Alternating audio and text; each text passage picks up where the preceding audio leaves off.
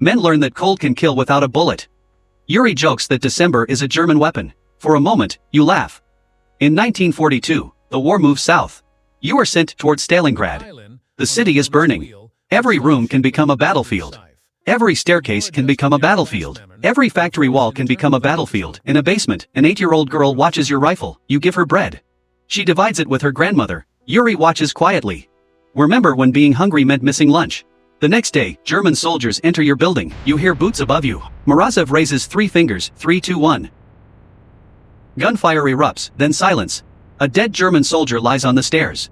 He looks younger than you expected. Yuri looks at him. Then looks away. The fighting continues. You carry ammunition. You crawl through broken rooms. You sleep whenever the guns stop. Yuri begins writing the names of dead and missing soldiers. Not numbers, names. He tells you someone should know they were here. On November 19, 1942, Soviet forces launch Operation Uranus. The German army is surrounded, but the fighting continues. Winter continue to die. In January 1943, Yuri is hit while carrying ammunition. You drag him behind a wall. The wound is bad. He knows it. He gives you his list of names. Don't lose it. You promise he will carry it himself. You both know it is a lie. He smiles. Add mine correctly, Yuri Solov. Railway idiot, terrible cards. Then he dies. You do not cry. There is still shooting. There is still cold. There is still war. That night, you add his name beside the K-17 token. For the first time, you hate the token. Your father's lesson returns. Look at what is really happening. You have looked, you wish you had not. Stalingrad ends in February 1943. The Germans surrender. But you do not go home. You move west.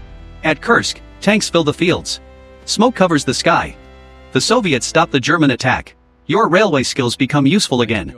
You repair trucks. You recover damaged equipment. You move supplies. You learn that armies do not advance only because soldiers fight. They move because thousands of ordinary people keep fuel, ammunition, food, and machines moving. A tank without fuel is just metal. A gun without ammunition is useless. One evening, Morozov asks if you miss the railway. You say, every day. He answers. Good. Then he tells you that the dangerous man is the one who starts thinking war is normal. By 1944, the Red Army is moving west. You pass villages destroyed by occupation. You see evidence of shootings, forced labor, hunger, and deportation. Your anger changes. At first, you only wanted to survive. Then you wanted revenge. Now you fear what revenge can turn people into. One day a soldier raises his rifle at an old civilian. Morozov steps between them. Find evidence. Later, you ask if he feels sorry for Germans. He says no. Then he tells you, I am responsible for what I do. You touch the K-17 token again. Your father's lesson returns. Look for yourself. Late in 1944, a letter arrives from Kolya. Your mother survived, Kolya survived, Vera survived. Your father did not. Mikhail had stayed near the railway workshops. He was arrested in 1942. He never came home. You hold the letter in one hand. The K-17 token is in the other. For years, the token meant your father might still be waiting. Now it means he is gone. Morozov sits beside you. What was he like? You answer, he could hear a damaged bearing before anyone else. Morozov nods. Then keep listening. In 1945, you move through Poland toward Germany. Berlin is close. An 18-year-old soldier named Lev asks if he will survive.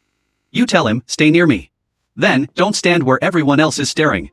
Morozov hears you. He smiles. 3 streets later, a sniper fires.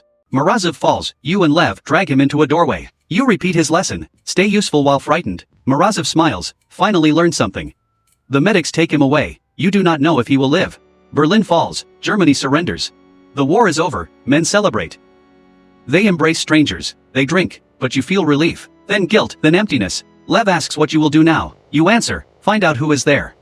Months later you return home. The railway station looks familiar. But everything has changed. Kolya sees you first. He runs toward you. Your mother touches your face. Then Vera appears. You look at the faded cloth. Your pencil faded. She laughs and cries. You give her the cloth. She gives it back. Number you brought it home. Your father's chair is still in the apartment. His tools are gone. One small wrench remains. You place the K-17 token beside it. People ask what the war was like. You cannot explain it with one word. Cold, hunger, fear, friends, loss. None is enough. You visit families of fallen soldiers. You tell them the names Yuri carried. One mother asks if her son was afraid. You tell her the truth. Yes, we all were. Weeks later, a postcard arrives from Morozov. He survived. His message is short. You still stand where everyone is staring. For the first time in years, you laugh. You return to railway work. A damaged locomotive waits for repair. Kolya asks why you inspect every part. You hold up the K-17 token.